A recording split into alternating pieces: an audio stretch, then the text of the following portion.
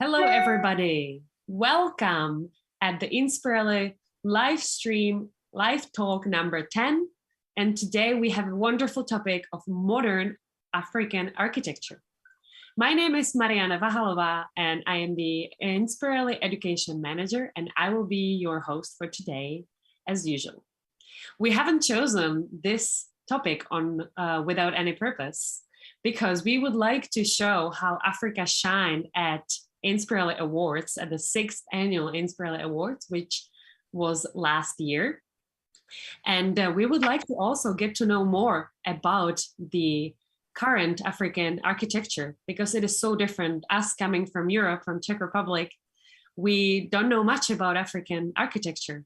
And we think it could be very interesting to learn a little bit more. So today here we will have several of our jurors of architects from Africa, and we'll also have our board of advisors who are the finalists from the Inspireli Awards. So first of all, let's introduce the topic and let's see how the Africa shone in the Inspireli Awards at the 6th annual. Let's have a video, say more than words.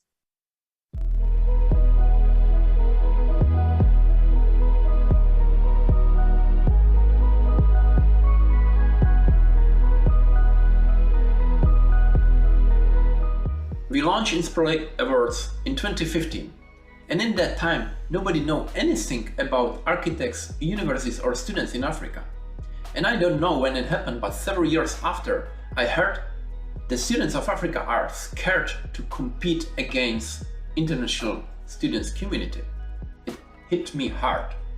But now, in the 6th annual, we have finally a global winner from Africa, and it's you, Maha Aziz from Egypt. Congratulations, my dear, and together with me, the entire continent of Africa.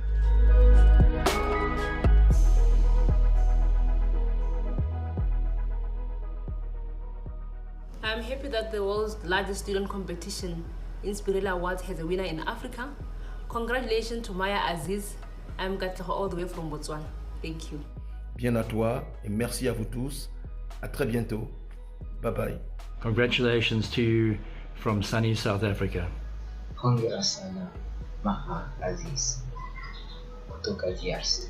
هي الطالبة مها عزيز من مصر. ألف مبروك. Many congratulations to Maha Aziz. À cet effet, je souhaiterais porter toutes mes chaleureuses félicitations à Mawa Aziz depuis le Burkina Faso. Many congratulations to Maha Aziz, and this is me all the way from Kenya.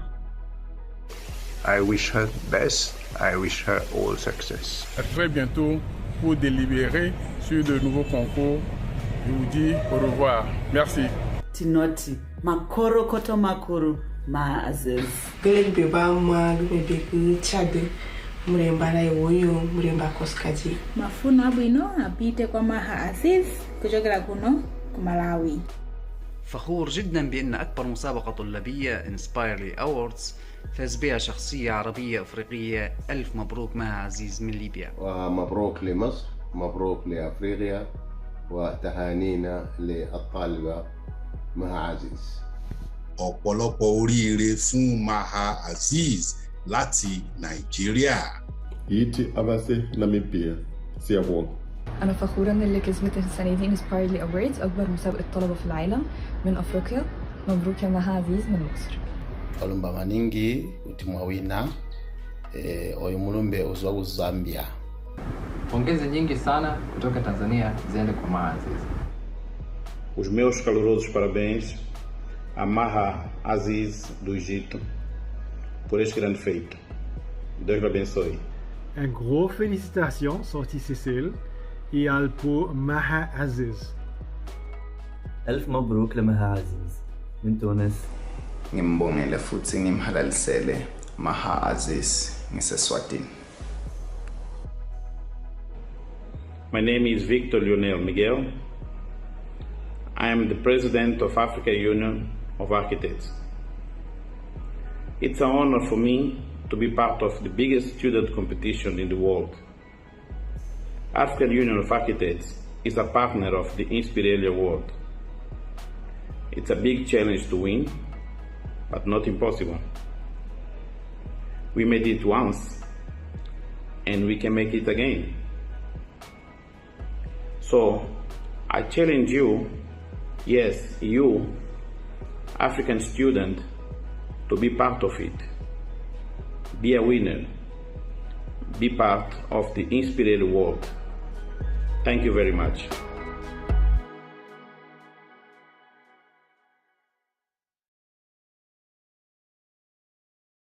This is really amazing that we can celebrate Africa here today.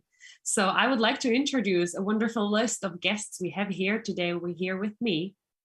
So first of all, one of our jurors and architects is Miss Barak Dready, who is the architect designer from Libya. She is one of the jurors and architects at Inspireli Awards as well. Second guest here with us is Vincent Atim, who is the architect all the way from Seychelles Islands. That will be very exciting. Third guest today here is Mr. Barak Dready, who is an architect and researcher scholar at Kyoto University in Tunisia. Also, all of them are our jurors at the Inspireli Awards.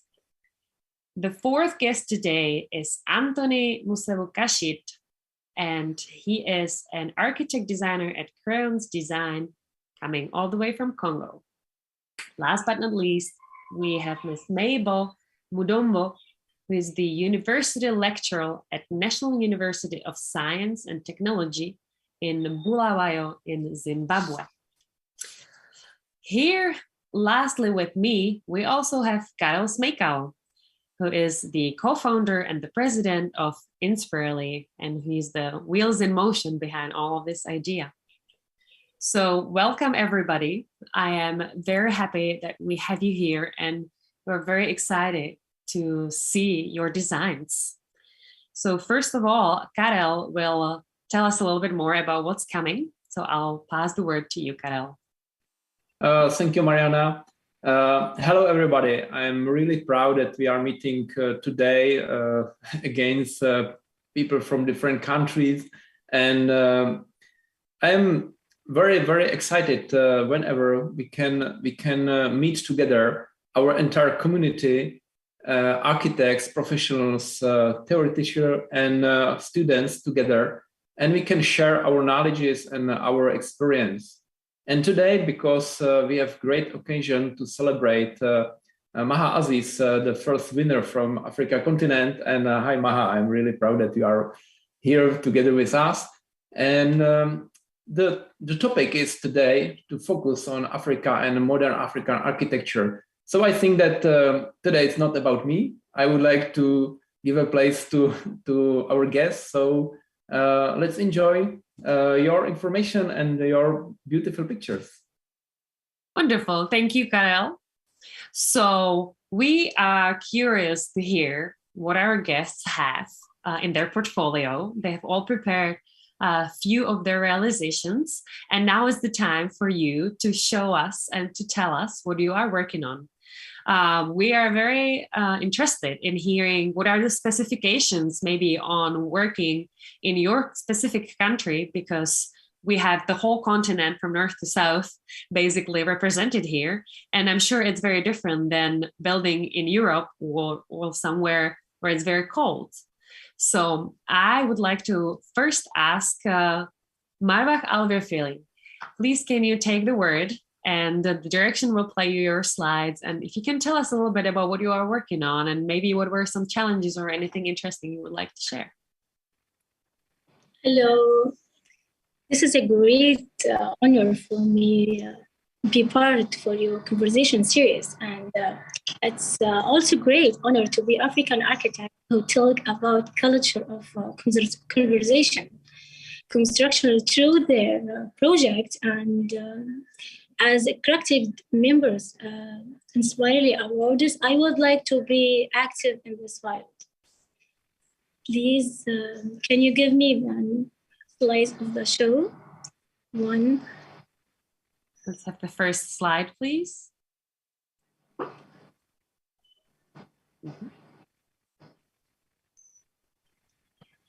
There you go. Marwa, do you see it? Yeah, no. If you look at the Live 4K host. Yeah, it's okay. Do you see it? Yeah. African architecture is diverse as the culture Africa. Recent discoveries of stone structure in southern Africa are accrued to be earliest human-made building on the planet. Mm-hmm. The need vertical architecture construction is linked to the economic and population growth of the city, which reflect the strength and prestige of the technically and commercially. The idea of a project and a mixed-use development as a creative distinctive toward future, while all service and needs and emphasize the importance of the center. Service in towers in commercial and residential and administrative. This is all service for mixed-use development.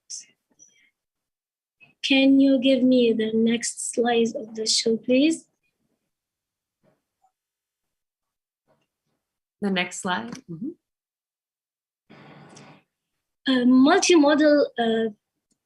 Multimodal terminal in Benghazi Old Harbor, embodied of sprite of social unity in the various dimensions of the roots heritage of vocabulary, achieving the idea of saving memory and reviving heritage through bringing about architectures is culture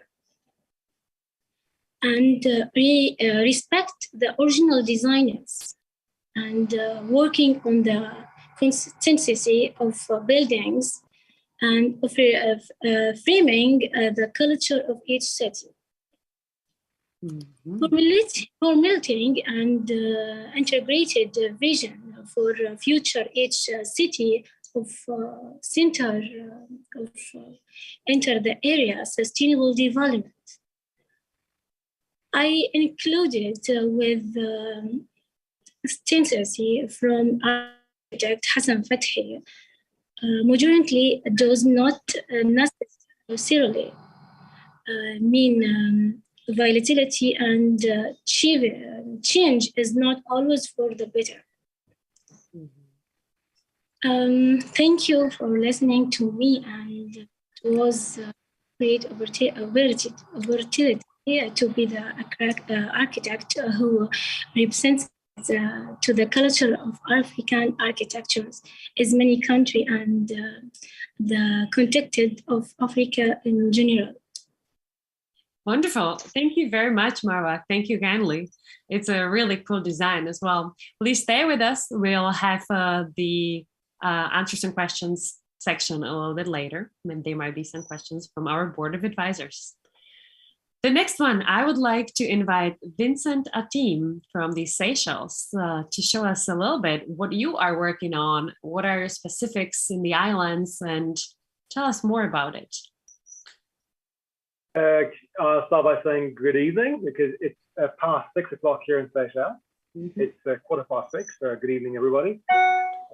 Indeed, it's a great honor to be invited to come and talk to all the students or everybody here on the panel about what we do in the Seychelles. We obviously are a very remote, small group of islands in the middle of the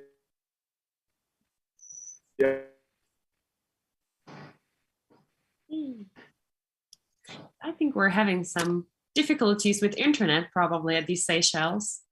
It looks like Vincent has disappeared. So we'll give him a few moments. Hopefully he will come back.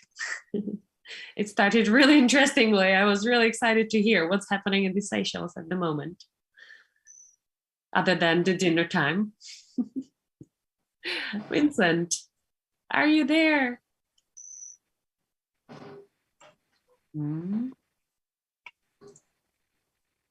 There might be some shortage. Let's see. I think that it's time maybe to postpone him a little bit and to switch to another guest, and he will join us later. Let's do it. Yes. So the third guest today, we have Mr. Barak Dready from Tunisia. So welcome, and tell us what's it like in your country? What's the culture and architecture connection like there? Hello, everyone. And as Vincent said, good evening, because while I'm representing my country, Tunisia, here as an architect, as a young architect, unfortunately, I'm not in the country anymore, and I'm been conducting research since last year in Japan, here in Kyoto University. But I'm still, as you know, a proud African architect, and I'm always willing to share what our continent, specifically my country, is having to offer. And also, I want to take advantage of this opportunity to thank all of you for hosting such an interesting panel of people to talk about an interesting topic, which is modern architecture in Africa, and also take advantage to congratulate Maha Aziz for being the first African winner of the Inspireli Awards. So let me start by addressing the title, African Modern Architecture. While we always address the architecture in Africa as African architecture, it is very important to mention that while it's different from addressing Occidental architecture in Europe, for example, Africa has 54 countries, and the architectural scenery there is different, not only in topological, geographical, and also socioeconomical aspects, but also very different in climate as well. So the word African architecture itself is not very representative for what's happening in the continent. So being privileged to have worked in a architecture firm in Tunisia back home for 3 years as a project architect and eventually as a coordinator, I was able to work on different projects on the continent itself. So I was able to see a little bit what such differences between the practice of architecture in different countries in Africa. So I chose today 3 projects from 3 different countries that I collaborated on, and hopefully I want to share some of the approaches / concepts different from each country, and to try to shed a little bit of light on the differences between the different approach of architecture in each country and how we approach each project depending on where it was located. So I want to start with the first project. And the first project is actually in my home country, Tunisia, which is a project of building 6 villas in a vicinity of an existing luxurious hotel, a 5-star hotel. So the project was to build a luxurious villas, and the aim was to sell these villas to very wealthy clients. So as you can see, so from the beginning, the facade of the building, this is one example of one of the villas that was built last year in the coastal side of the capital city of Tunis. And as you can see clearly, the style of the architecture used as being modern is still also similar to what we do in the Mediterranean area, as using very, very subtle colors and very neutral architectural composition. And the aim here is not to disturb the surroundings. As you can see, there's a lot of scenery happening, and the villa itself is facing the coastline. So what we aimed here in this project was to focus more on the surroundings and to frame the scenery, while also being a little bit of respectful to their Mediterranean style, using a lot of open space and glass to frame the nature, and being neutral while using very subtle white volumes and colors. So this is an example of what we will interpret modern architecture in the Mediterranean area, specifically in Tunisia. This is one example. The second project that I want to mention, I want to talk about in the second slide, is a hotel project that we started doing the studies for 2 years ago, and the construction is going to start soon. And this project is a hotel complex, is a business hotel actually, in the country of the Republic of Central Africa. And as you can know, here we are going to a completely different context, as Central Africa is a tropical area, thus that has a rainy season, and the context there is different. And as you can see, while we are aiming here to build a business hotel and to aim for a modern appearance, we kind of wanted to keep this a little bit of touch and a little bit of tropical sense to it. As you can see, the use of modern style facade and very subtle lines, we added a little bit of like warm color to the facade just to like keep the vibe of the tropical color palette. And at the same time, as you can see, there was like a little bit of sunshades on the facade. Thus is used to add some like alternatives of light and shadow, but at the same time, it plays the role as a rain shed for the heavy rain during rainy season, not to hit on the glass facade, thus and hinder the visibility of the guests inside their rooms. So as you can see here, like we play differently on the volumes of the facade compared to the first project, which is here is a must given the context and the difference in the climate here. The third example that I want to talk about is actually a experimental project in the third slide.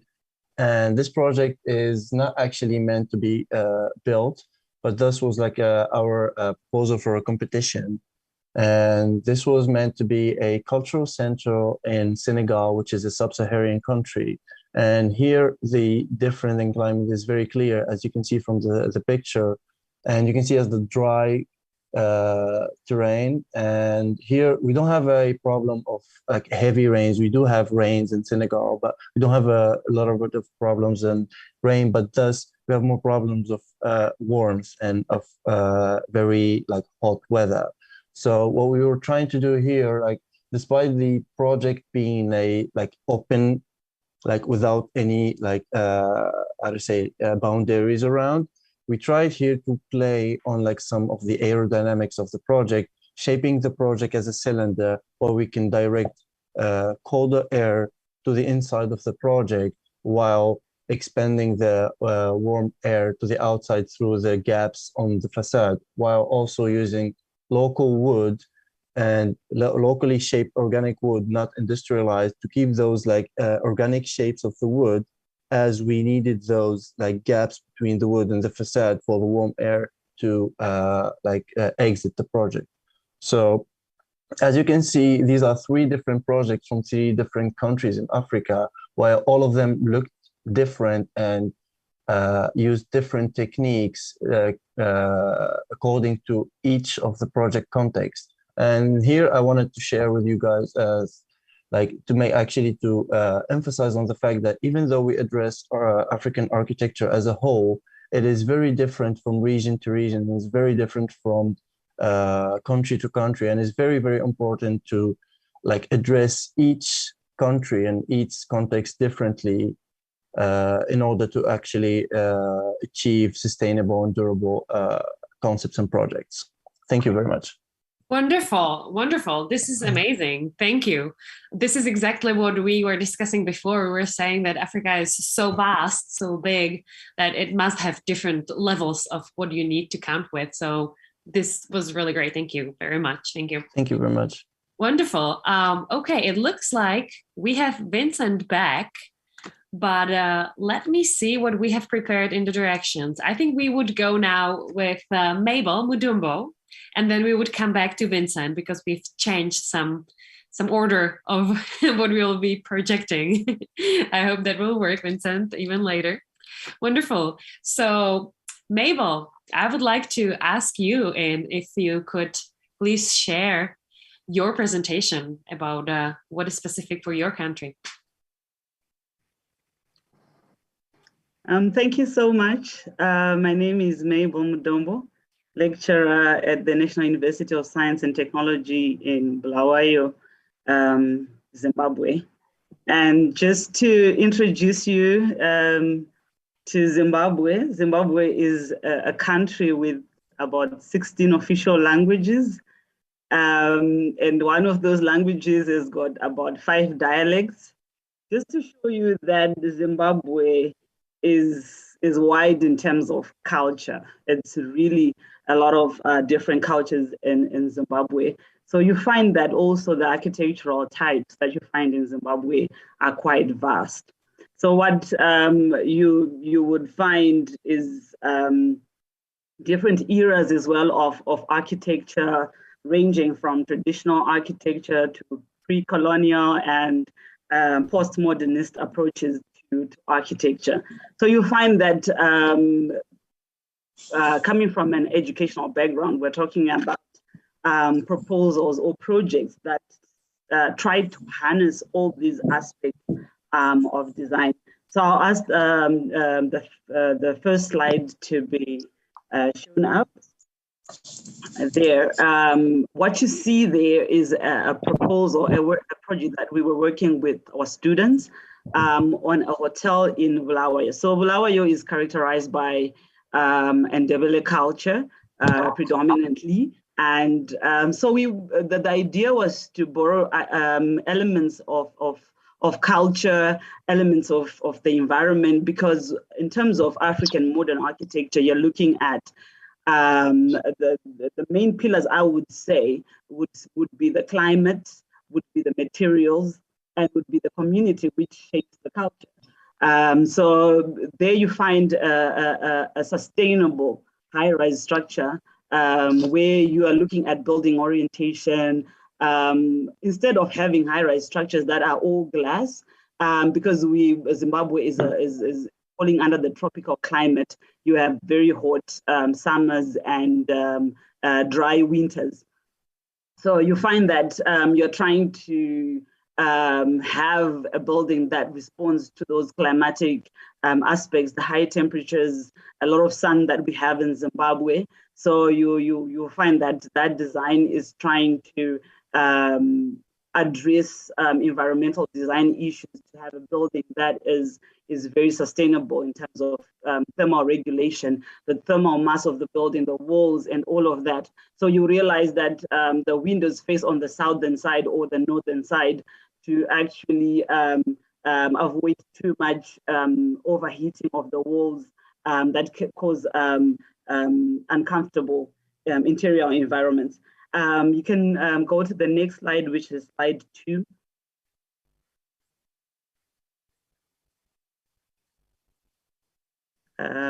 Yes. So again, a climatic responsive design. This proposal was in a place called Cholocho, which is very close to Bulawayo.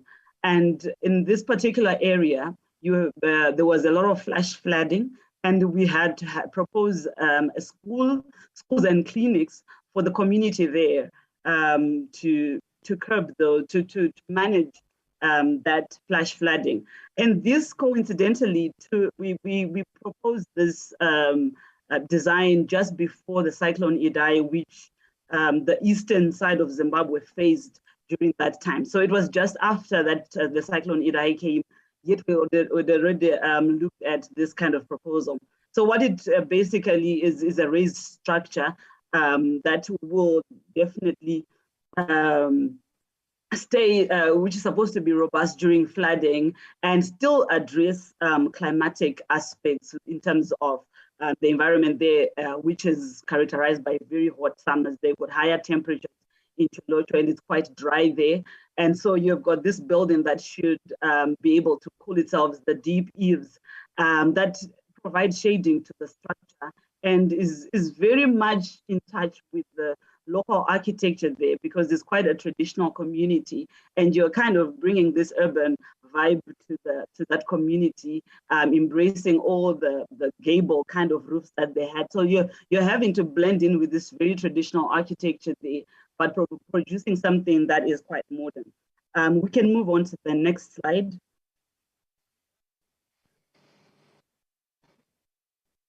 So this project is also another renovation project within Bulawayo, where we're looking at one of the most famous Makosi theaters, which is a hub for cultural art, cultural activities. You've got dance, you've got music, you've got visual arts in that particular facility, but it has been run down. And what we were saying to the students is to propose a renovation project to that Amakosi Theatre. And so you see that elements of chevron patterns, which is kind of very characteristic of culture in Zimbabwe, being incorporated into a cultural center. You look at even the color, the red colors being incorporated in that building. So this was kind of like a showcase of how culture can really be incorporated in modern African architecture. We can go to the last slide, which this particular slide is a community project, which is an actual project that we undertook as a university together with Studio Mada based in Norway. And what we were doing is to create an environmentally friendly building using compressed stabilized earth blocks, a mix of compressed earth and a little cement. And what we have there is the involvement of the community. The community had a lot of input in the design of the building. The community was involved in the construction. There was training of the community there to construct that building. And that building takes advantage of the winds, takes advantage of the resources. They have a lot of sand there. So it was just a mix of clay and sand to produce those compressed stabilized earth blocks. So this was an experiment on the use of material, but yet very responsive to the climate of the place. So that will be my presentation on the various projects using material culture and material culture and climate to come up with very sustainable modern African architecture buildings. Thank you. Amazing, wonderful. Yet another very variable. A lot of variables in all of those projects. And I love how you can work together with the materials and the weather. Really interesting. Wonderful. So it looks like now we have Vincent back. So I would ask Vincent Ateem if you could now show us what your projects are and finish your idea. Sorry, I'm sorry. Technology went completely pear-shaped. Sorry about that. No. At all. Yeah, back online. It's an honor to be invited here, like all my colleagues in architecture, and I'm pretty impressed by what they talked about. I'm not sure whether I'm going to be that impressive, but I'll give it a shot. Somewhere we're on a little island lost in the middle of the ocean, and we tend to look outwards.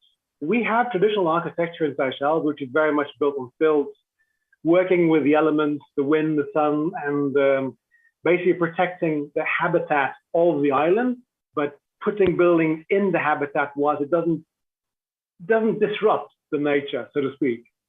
And with modern architecture, it's a little bit different. It's more concrete, it's more tall buildings. And recently, I suppose I am probably one of the first architects who started introducing very contemporary and very modern architecture in Seychelles. Some people love it, some people hate it. Some people believe that I'm destroying the face of the country by introducing very ultra-modern architecture in the country. I would probably start with my first slide, please. Yeah, this building is called Docklands. It is a renovation building. It was a building that, it's not actually very old. It was built around 2002 in the Seychelles. And in its heyday, it was a very popular, very hip building with various different materials. They use a lot of wood on it. They use a lot of fiber cement boarding on it, a lot of louvering, various materials on it. And the building actually is quite, I don't want to say avant-garde, yes and no. It actually doesn't, the building is not on different levels for any other reason that it has ramps inside. You don't walk on a flat ground and then you go one floor through steps. Actually, you ramp from floor to floor all the way up. It's almost like it was made for people who are, I don't want to use the word, but who are physically impaired is the word I want to use. It's quite interesting. And we were given this building in 2017 to revamp it because the building was tired. The materials they used on it were not conducive to the elements in Seychelles. We have pretty aggressive weather in Seychelles. We have a very aggressive sun. We are 4 degrees south of the equator. We're smack bang under the sun. We have the sea all around us, very aggressive salt spray, corrosion, and it rains quite a lot. We have very high humidity in the country. It usually ranges between 60 and 90%. Most of the time, it's 80 to 90% humidity. So you can imagine the materials get a real bashing from the elements. So when we design, as architects, just a handful of us in Seychelles, we have to be very mindful as to where we're designing it, how we're designing it, what we're designing. How do we sit in tune, in community with the elements that actually influence the island? So my first slide with the renovation of the building, I basically looked at it as a building that could have a completely different feel. Unfortunately, I did not give you a slide of what it looked like originally. It looks a bit ghastly, but I have come with the concept of the building. I cannot change the shape of the building. I cannot change the configuration of the building, but I can certainly lift it up. And I looked upon it as a bit of a lantern that is lit up at night, obviously. So it's kind of, I've clad the whole building around. I've used a lot of perforated cladding panels, and the perforations in the cladding are commensurate or respond with the existing window openings on the building. So the more window openings you have, the bigger concentration of perforations, and the less you have, the less perforations there are. And then I've used the concept, the idea of it could be a lantern. So if I'm perforating the panels around it, the cladding, to hide all the ugliness of it and make it look cohesive, clean lines, modern, I have introduced lighting at the back. So I've given a night shot so you can see. For me, in my mind, in my technical, artistic mind, at night, it's a lantern that just floats off the ground. Hence, the dark graphite color on the ground to ground it, and then the light above, and it's about to take off the ground. And during the day, it has a completely different look. It's slick, it's smart, it's clean lines, straight. And then the idea, what I've done is on the first floor, there is a restaurant. So you just change the slide. There's a restaurant, and you can open all the doors. So you have a complete view of the street. But at night, when it's not functioning, you can close the whole restaurant, and that's it. And the building looks like a lantern floating. That much I will say about it. And we've used, internally, we have had a bit of renovation and conversion of an existing cinema into conference rooms. And then we have various shops and a cafe and other restaurants in the building. I'll move on to my next slide. This is actually what you can see is 2 blocks of flats at the bottom. And at the back, you can see a building under construction. It belongs to a very same client whose brief was to build something that's really modern, very contemporary. Again, at the same time, respecting the nature around, the boulders, the big rocks that exist, and also respecting the elements, sun, rain, wind, and also the vista that you get from that point. The block of apartments is up on the hill, and when you are on the terrace, you just have an amazing view of the Bay of Beauvalon. You cannot see the block of apartments from the road because it's high up in the mountains.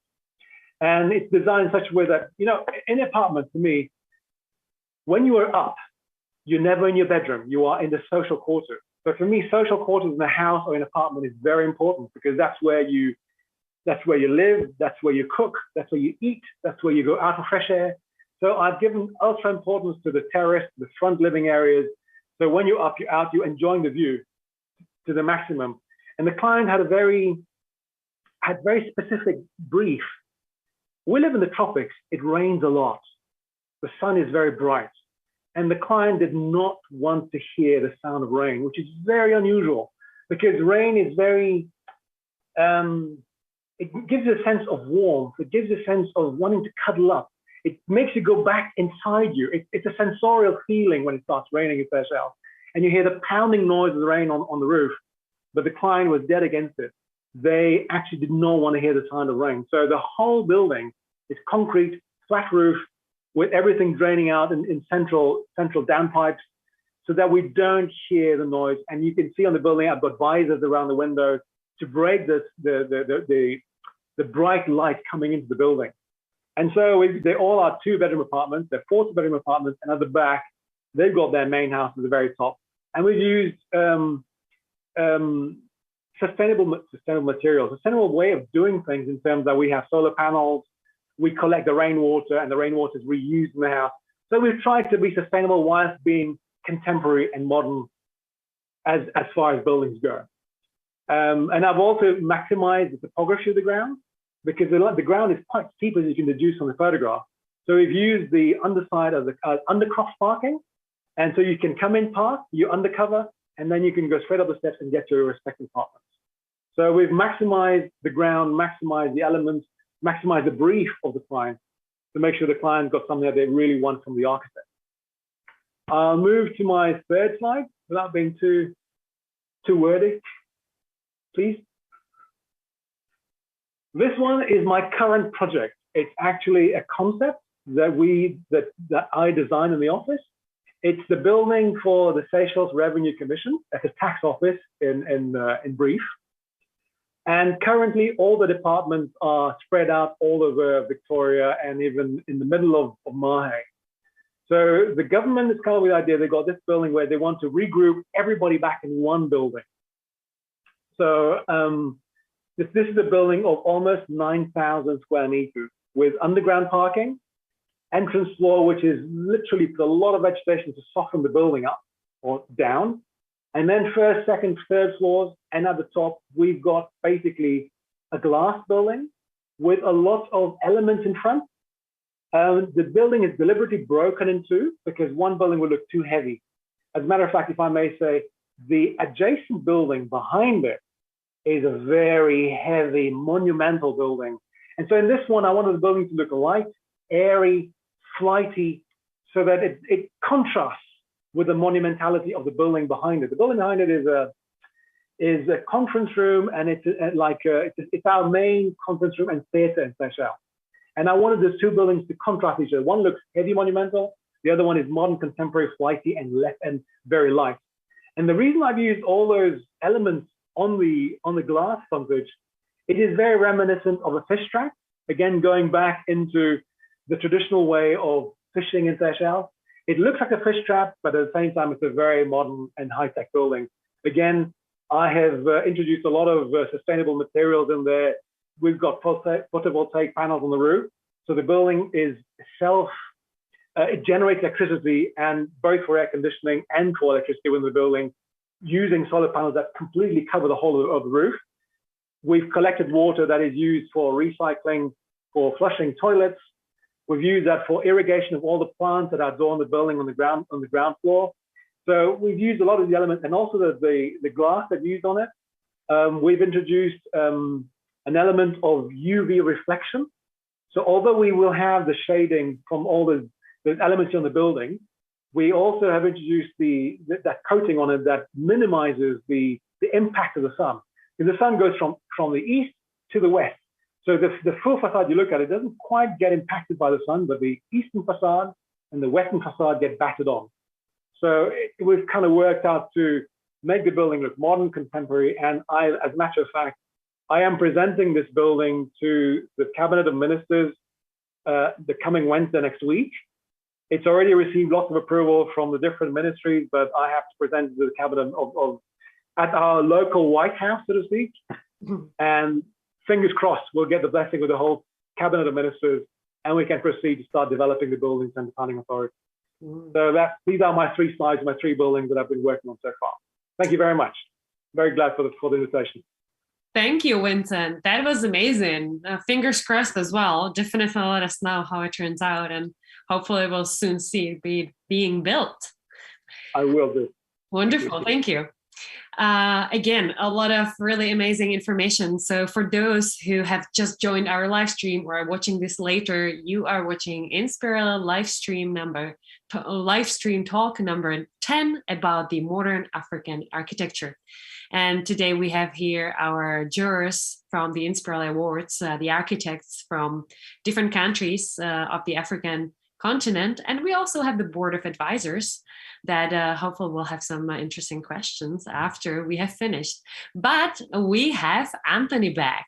So hopefully now we can hear each other. We are having some difficulties with the technology, but Anthony, how is it going? Can you hear us now? Yeah, I can hear you. Perfect. We hear you just great. Thank you very much. So yeah, you can just ask the directions for when you want the slide to be played, and then they will play it for you. All right, no problem. So let's start with the first slide, the one numbered 1. Mm-hmm. Can we have the first slide? Mm-hmm.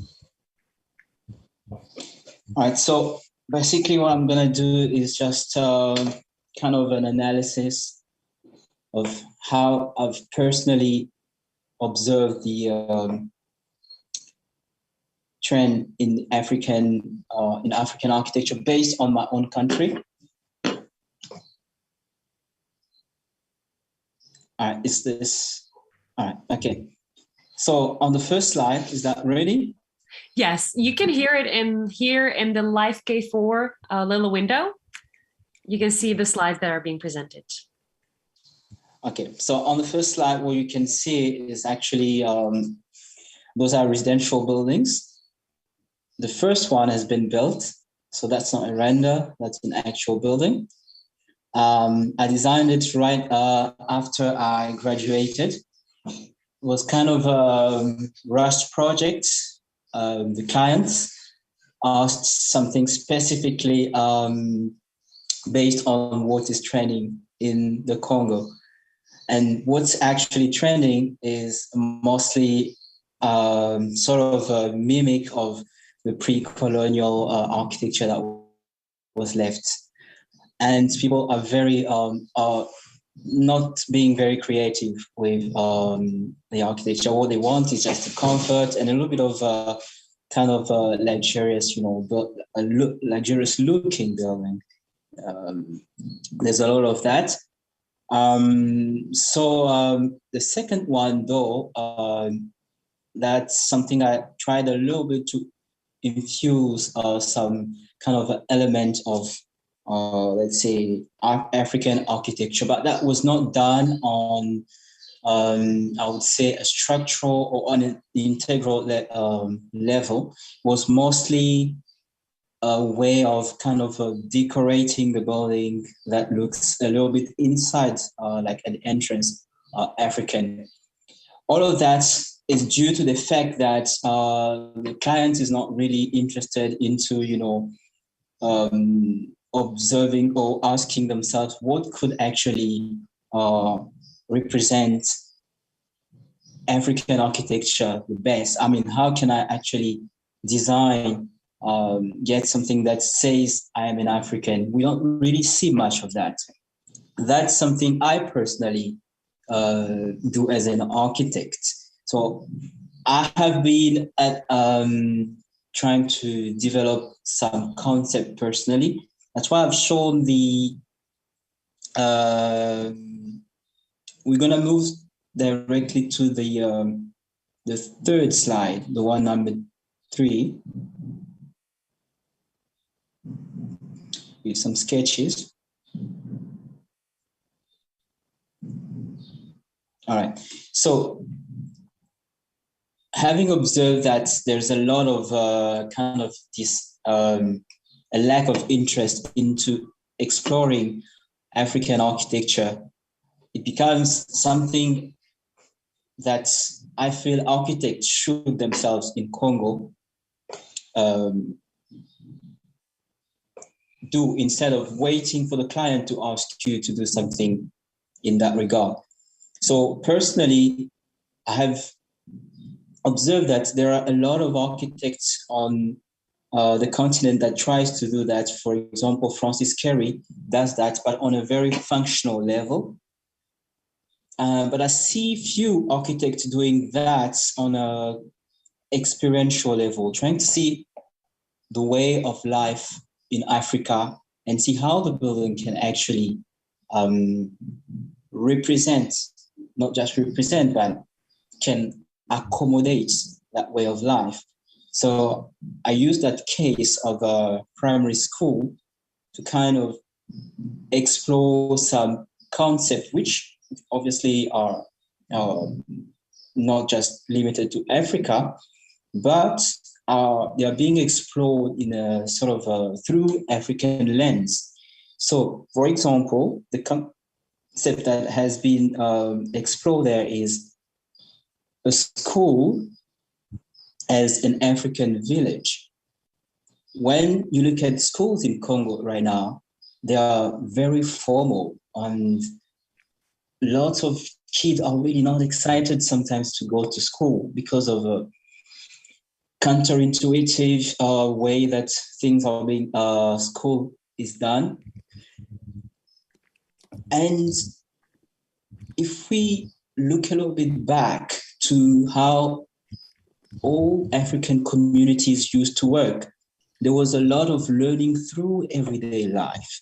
And I wanted to explore that aspect of learning by bringing a little bit of flexibility into the school without, of course, forgetting the structuring. That's why I used the concept of fractal development to ensure that there is a certain structure that is being observed.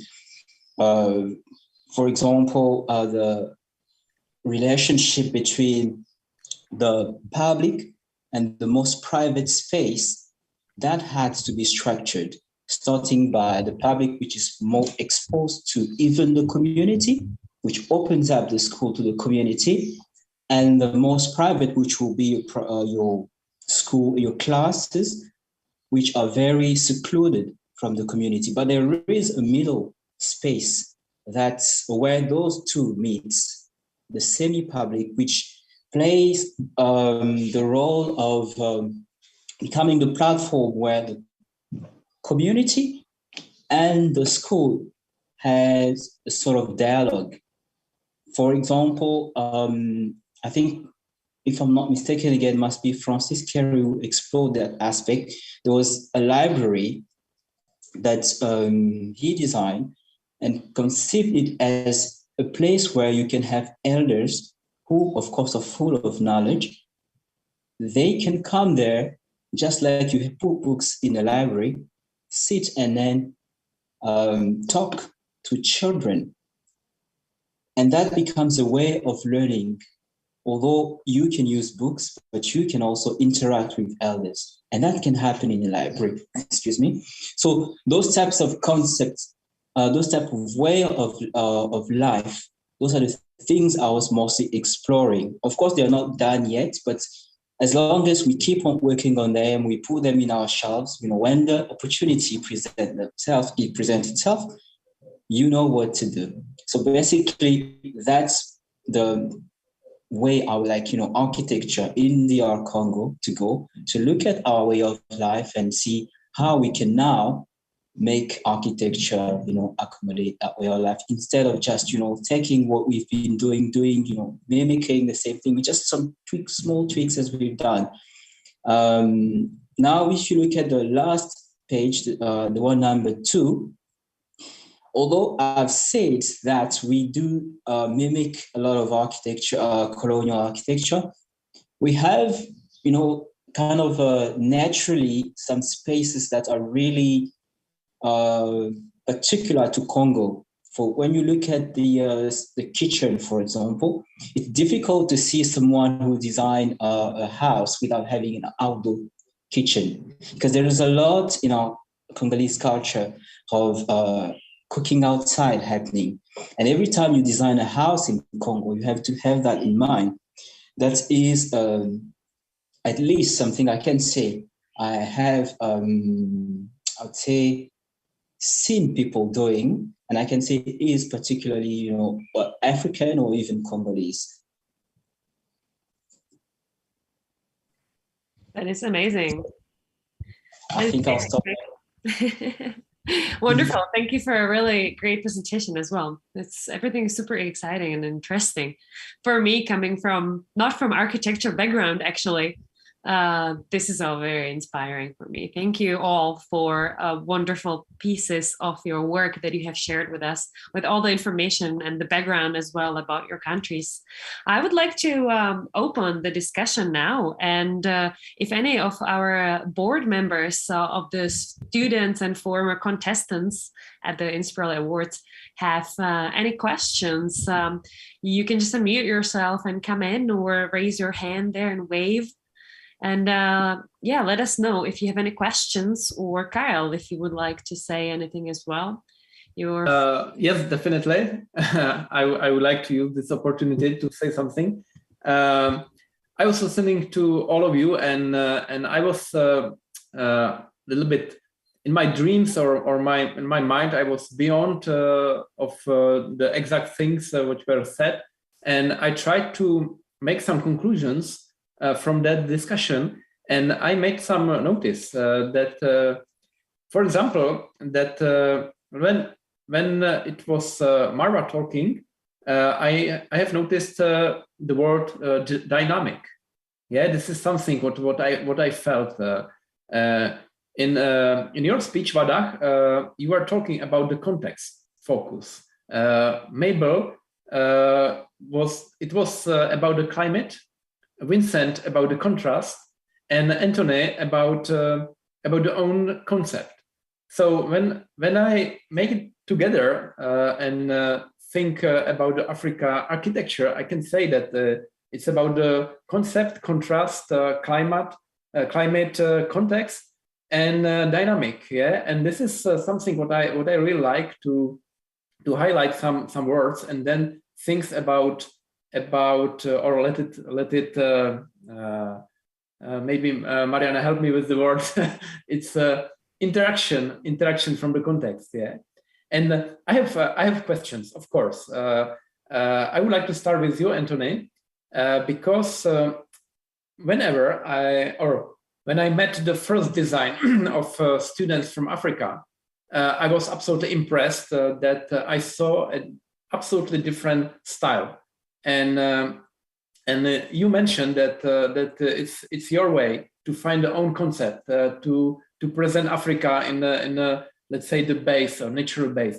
So can you say something about how is your way, how to incorporate it together, the tradition of African culture into the architecture shape? Is there any of your theory how to or procedure how to do that? Definitely.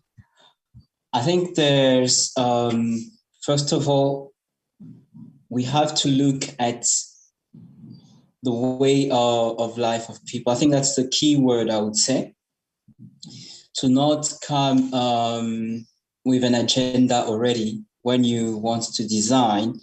But for example, if I go to a specific village, I have first to observe the way they live. That's actually what I mean to them. For example, the moment I understand the meaning of each element that we could use in construction to them, it's much easier for me to come up with a concept that can relate to that specific culture. And secondly, there's also specific indigenous, or should I say local rather, construction techniques that have been developed over ages that we also have to pay attention to, because sometimes those techniques are much more sustainable than what we have preconceived before. And maybe finally, I would say there is this aspect of synthesizing what we know, the modern knowledge, and to see how that can actually embrace the local knowledge, techniques of construction, and so on. Really? I absolutely agree. It's I think it's the same in our country. However, I feel that we are step by step losing our culture, and we are more global. The globalization is winning everywhere. Yeah?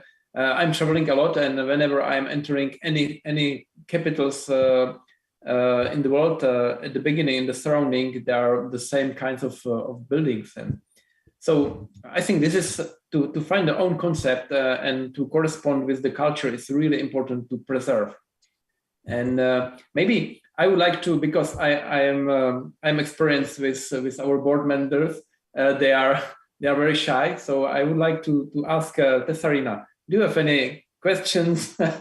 Please open the discussion. Hello, everyone.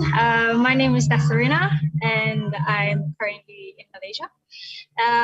So I think Anthony answered some questions that I wanted to ask, and those questions relates to priorities of an architect when doing a project, and as well making decisions like which one, especially when it comes to client. And I think he answered that question pretty much well for that so far. So no question for me so far. No more. Yes. Yeah, because he's actually answered my question so far. Yeah. And if I may say it, I'm actually from Seychelles, so it's a pleasure to actually meet Vincent for this project. And totally everyone did like for the presentation themselves, they said so much that as a student as well, it has actually helped me and elevate me to actually progress even better during the course of my semesters. So thank you, everyone. It was very amazing. That is great. Thank you so much, Sarina. That's amazing. Is there anybody else who would like to ask some question that has not been answered yet? Mm-hmm. I think that Dana would like to say something. That's why she's here. Actually, thank you so much for the informative lecture. I have just one question for Architect Vincent, if that is possible. Go for it. Okay, so was it like so expensive to use all the sustainable techniques in your projects? I mean, the advanced technologies in your projects. Sorry, could you say that again? I didn't quite hear what you said. Could you ask the question again, please? I mean, you said you mentioned that in your project you used like advanced technologies, like how sustainable elements are being used. So was that all expensive? It is the capital outlay is actually pretty high to start with, but the long-term benefits of it far outweighs the very heavy initial capital that you spend on it. Certainly. For example, the third building that I showed, the SRC building on Special Revenue Commission, is a huge building. It's actually very light structure and with glass around it. And obviously having the sun penetrating and actually fighting the HVAC output within the building, using solar power to power the HVAC, meaning air conditioning within the building, is a massive asset. So yes, it's a big capital outlay, but the long-term benefits completely outweigh the fact you're spending all the money to start with. Definitely. Yes. Yeah, that's great. Thank you so much. No worries. Yeah. So now I'm really curious what will say and together Maha Aziz here. Maha, so maybe you can start with something about the video we create for you, because it was 24 countries celebrating you. Yeah, it was really fun to watch, and it really was moving. And I'm very grateful for everybody who took the time to film and say something about me winning. I mean, the competition lifespan is very short, so it makes sense that maybe it didn't reach African students as fast as it could, but I'm really happy that now they have something to maybe motivate them to submit their projects, participate more. So yeah, it's really exciting time for them, and I'm really happy to have done this. Maha, are you already working on your own projects? Where are you now in your career? I'm actually, I'm working. I've spent the past year working as a lighting designer. So it's kind of a detour from architecture, but it's still very much part of architecture, and it opens up my kind of expertise in working in urban projects and residential and much more diverse range of projects. So it's been fun. That's great. Wonderful. Congratulations again. Thank you. Samuel, do you have any questions for our guest?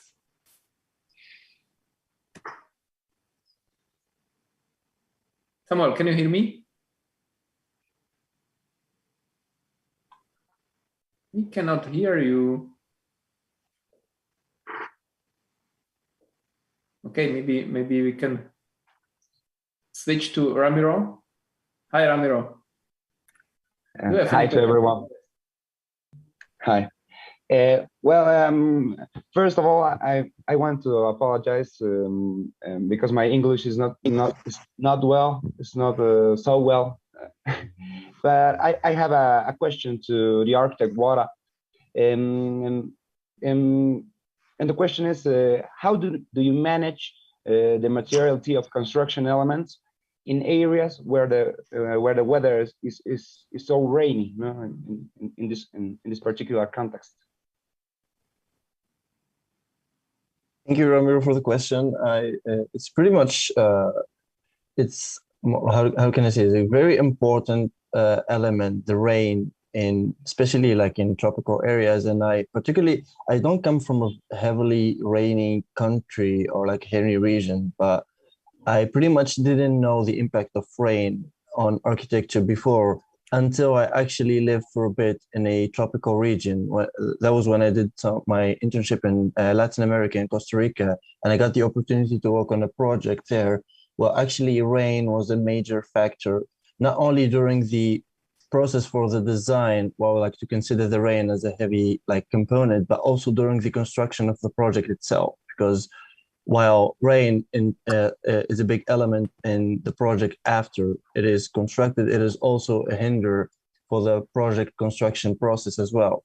So for us, what we considered in the building, the second building that I showed, the hotel in Republic of Central America, was mainly not only the impact of the rain for the users themselves, but also for the experience of the users. Well, for example, as you see, we had the windows of all the rooms having light shaders that prevent the rain from hitting the glass, while not really bothering the residents themselves, but also the heavy rain on the glass can hinder the visibility, thus hinder the experience of the users of the project.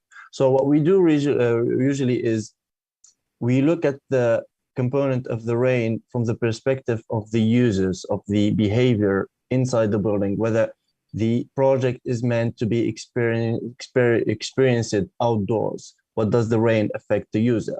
If the rain is going to be not experienced by the users themselves, but by the human being inside the building, what does it affect the user? Like, for example, in the project that I mentioned that I worked on in Latin America, it was a urban park, while the rain actually affects the users there. So what we did, we made advantage of the rain, and we implemented it in our playful design, say per se. I cannot show the project now, but I can describe the way we tried to channel through the use of shaping the land, and we tried to channel the water away from the users so they can enjoy the park, while also try to use a special coating, which is titanium dioxide, and make advantage of the rain to actually try to mitigate air pollution in the area at the same time. So this is a way that we try to use. Always look at the rain from a user perspective. If it's actually going to affect the user physically or affect the user on the experience of experiencing the aesthetic of the place, or maybe it's functional. For example, if you're working outside, if you're maybe you can use the water to channel it. Like, for example, on the third project that I showed, we didn't really have that much problem with the heavy rain, but the area was a little bit dry. So what we did is we channeled the rainwater to a cistern underground, so we can reuse that water for agricultural purposes later. So it's always a matter of looking at what actually the rain is going to affect in the project, and how can we actually make advantage of this, or limit that effect if it's negative. So I hope this actually helped give a perspective about outlook on the, not only with rain, but also with other elements and other parameters. So it's always this process of thought. So if it's whether rain or sun or like heat or maybe other elements, it's always like look at the parameter and try to look on how it's gonna affect the user experience rather than the design and the building outlook itself. Well, thank you very much, architect. Awesome. If I can, I would like to ask you, Mabel, because it was really interesting and to listen to that. You have such a big number of languages in your country. It's something unbelievable. It's like in entire Europe in one country. Tell me or tell us how it's difficult to find a appropriate way how to teach students in such a say plural country to teach them architecture, because you are a teacher. So is there any specific you can join with us, because I cannot imagine, yeah, how is that different at your university to teach such a big diversity students? I think that thank you so much for the question, Carol. I think it's actually an advantage, because then you have like a wide range of perspectives to solutions. You've not one way, you're not looking just at the Shona way of the, Ndebele way, you've got like different cultures, different backgrounds coming together. But you'll find that, especially when you are kind of like in the African region, it's almost, some of the things are kind of the same, so they kind of merge into one big idea. So that's kind of, the diversity is kind of the same in a way. So it's actually an advantage for us. I hope that answers your question. Yeah, because I think that this diversity, it's an essence of stability. It's a really big advantage. Yeah, I agree with you. However, I have another question for you. I would like to ask, what about, I call it personally, hidden architecture? What about the future of architecture and involvement of the nature into the shaping architecture, or maybe really? I think that it's a future, and I would like to hear your opinion about those approach in architecture, to hide the architecture and to give a chance nature to more be visible. What do you think about that? Well, I think if you look at some of the projects that we are doing and the proposals that we are making, they respect a lot of nature. One of the projects that we are currently working on is in Wange, and the idea is to use only to bring, I think it's less than 20% of materials to that particular site, and the building should blend or kind of be part of nature. So in terms of the color choice, the material use, it's all trying to respect nature. Unless if you're talking about building underground, it's not quite probably what we normally do. We kind of build on the ground, and but blend very well with nature. The building literally circles around trees, follows the slope, all of that in terms of the design. So those are kind of the projects that we are working on trying to minimize the importation of materials to a particular site. Yeah. Thank you very much. Maybe I would like to ask Barak, because you are really experienced with the different countries. I have to say that I remember when I was younger, we had a different kind of government, and in that time it was necessary whenever you are building public houses or public architecture, you had to somehow involve a piece of art. Yeah, it was necessary to do it, and you have to take part of the investment to an art, and you should involve statues or pictures or some graphics, something like that. Now we have really modern, how to say, pro-business country. So it's not possible now to ask to involve art to architecture. Can you say that somewhere in the countries you work is still the focus on art in architecture more than in Europe, for example? Well, actually, this is very interesting, as you mentioned, Carl, but I would rather say not only that maybe more of the, I wouldn't use the word African architecture is going toward like more of a universal like style nowadays, but it is style kind of still depends on the client most of the time. So for example, lately we were working on a renovation project of the Hilton Hotel in Cameroon. And actually, the Hilton Design Committee was really focusing on what you mentioned now is the incorporating art in the design to an extent that they actually devoted a lot of the budget, and they actually asked us to contact with their designers and their artist advisors in a way to incorporate in the graphic charters in the design aspects like things from the local community and from the local culture and art, and even like some historical facts that were actually willing to pay for the artwork of some local artists in order for us to incorporate in the design of the new hotel. So to some extent, it kind of depends on the client itself, because you do understand that always like incorporating art costs a lot of money, and it's kind of a luxury to be able to always introduce this element in the project. So I would actually say it is a matter of the budget conveyed for the project, and if the client actually is willing to go to that extra mile and invest in this kind of things. While also at the same time, there are some architects who are willing to compromise from their own time/budget in order to like invest on more research and more design that is locally oriented to like, local culture and art.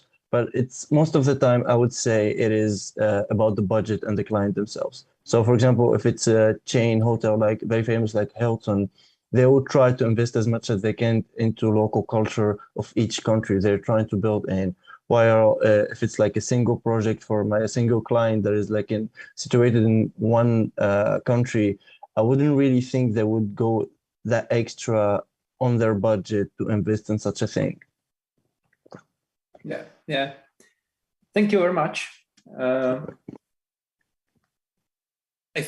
Dana. Yeah, I also like have another question for architect Wadah, if that is also possible, about like choosing the materials and colors. Like, did you choose the materials and colors at the beginning of the project or at the end? Well, it kind of depends on the context. I would use the term again. So basically, for example, when we were working in a very like tropical / vibrant context, we try and in our research phase to incorporate some elements that try to connect with the context. So for example, in a tropical surrounding, we kind of want to like incorporate some elements from nature. So that's like the use of greenies to the facade and some warm colors. And if we are working on a Mediterranean context, for example, we're trying at the beginning to stick with a very simple / Mediterranean palette, which mainly like use of blue, light color, mainly white. So I would say we don't like necessarily choose colors / materials at the beginning of the design phase, but rather we set a limit for ourselves, like a palette that we try to like to incorporate in the project, and then through the development phase of the project, we will actually start to choose specific colors or specific materials based on the availability or maybe sometimes functionalities of different choices in the design. So we don't really like force ourselves to work with specific color or specific material from the beginning, and thus we believe that will hinder actually the development phase of the project, but rather have options from the beginning, but limited options according to the context on the area, and then work through those options and try to develop and try to actually choose specific colors / materials. Of course, sometimes some clients will come up and like say something specific through the beginning phase of the project,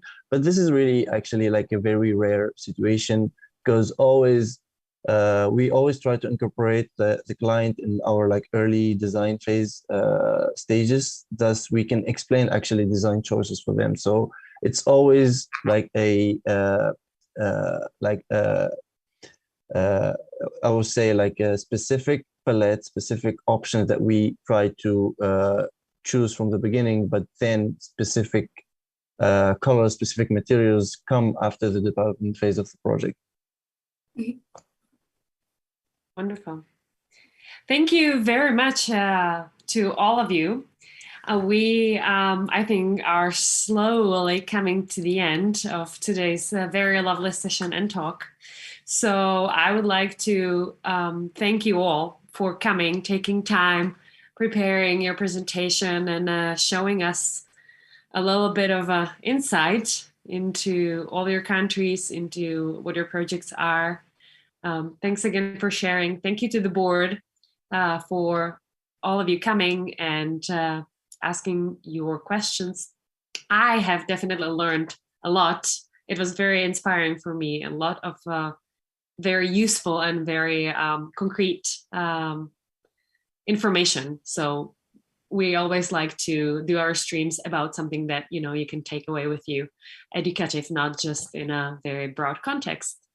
So I would like to now thank you again for coming. Thank you to everybody who's been watching. This has been the Inspireli Live Talk number 10 with the topic of modern African architecture. And you can rewatch the stream on our website on inspireli.com/news. It will be posted there as well as the other live streams that we had before.